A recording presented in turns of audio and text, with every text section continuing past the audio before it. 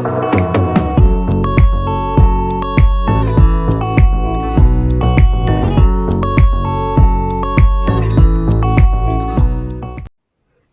मु आसी एक नुआ वीडियो नहीं कि तो आमर OSSC CGL एग्जाम पैटर्न को चेंज करी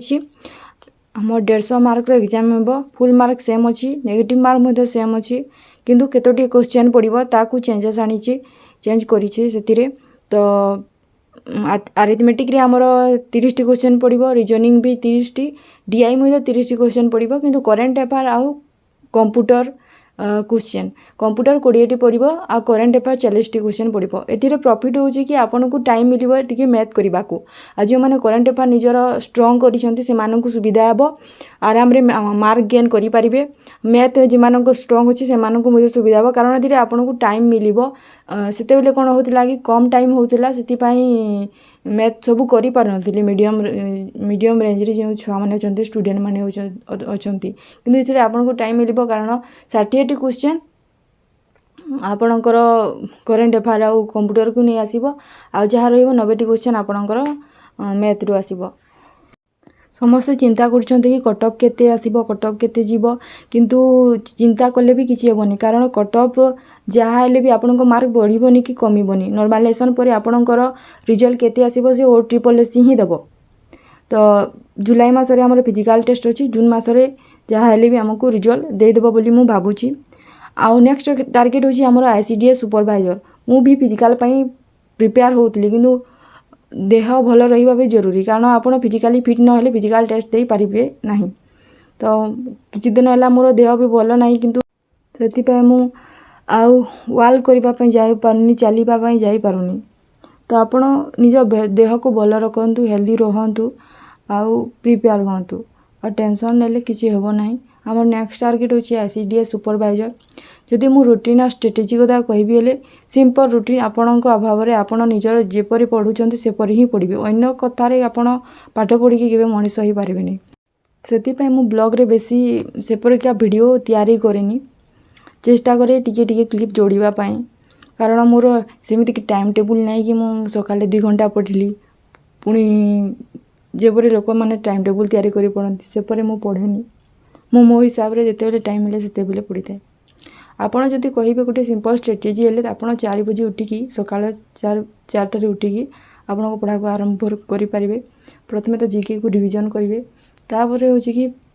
2 घंटा जीके रिवीजन कला परे सकाळू मैथ करिवे 2 घंटा मैथ को टाइम देबे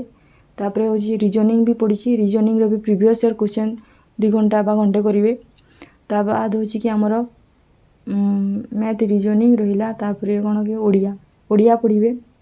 ओडिया जदि आपण थरे पढी सारिछंती ताले एग्जाम रो 15 दिन आगरु कि मासे आगरु टिके रिवीजन करिवे भलो भाव रे हे जिवो ओडिया रहिला हमर तापरे इंग्लिश जे मानकर वीक अछि से माने भलो रे पूरा एपेठ लागि पडंतु आउ पढंतु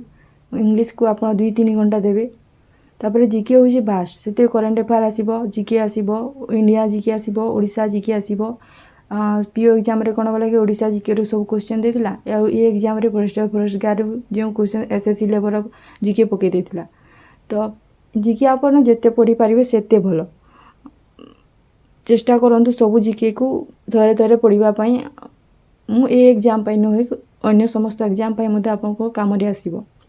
ओडिया जीके सारंतु इंडिया जीके सारंतु तापरे करेंट अफेयर पढंतु आउ स्टैटिस्टिक जीके पढंतु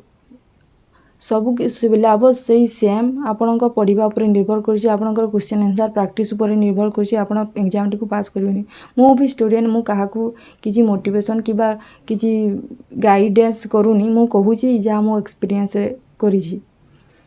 मु भी सही 90% मध्य रे आसेनी मोरा भी लेवल सही 70-60% तो मोर जहाँ एक्सपीरियंस मु ताहा कहूछि मु भी सही जो छोटिया जॉब टी करबा पे चेष्टा करछि मु भी OSSC CGL पे मु प्रिपेयर होनी कारण मो लेवल सेति नाही मु जानिछि मो लेवल जति कहछि मु सेति रे